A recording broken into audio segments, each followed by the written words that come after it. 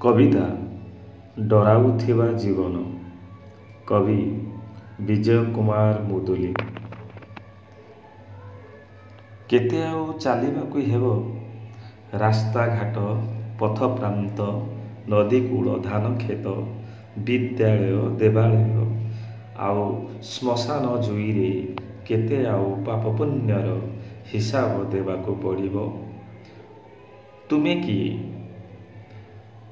ମୋ ଜାଣିବାରେ ତମେ କ'ଣ ମୋର ସେହି ଅତି ଆପଣା ଜୀବନ, ଯିଏ ମାଟି ଛୁଇଁ ମଥା ପିଟି କୁଆଁ କୁଆଁ ଡାକ ଛାଡ଼ି ସଂକଳ୍ପର ପ୍ରତିଶ୍ରୁତି ଦେଇଥିଲା ଷଠିଘରୁ ଅନନ୍ତ ଆକାଶ।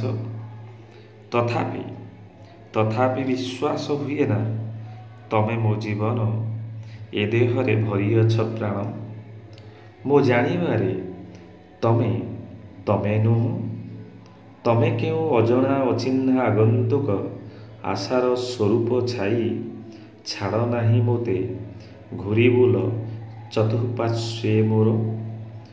ଭୟ ଲାଗେ, ଭାରି ଭୟ ଲାଗେ, ତମେ ମୋ ଜୀବନ ନୁହେଁ ବୋଲି। ତେବେ କ'ଣ ତମେ ଏକ ନିରାଶାର ଛାଇ? ନା ମୃତ୍ୟୁ ନା ଆତ୍ମା ହୋଇପାର? ମତେ ଲାଗେ ତମେ ବି ଆତ୍ମା ନୁହଁ।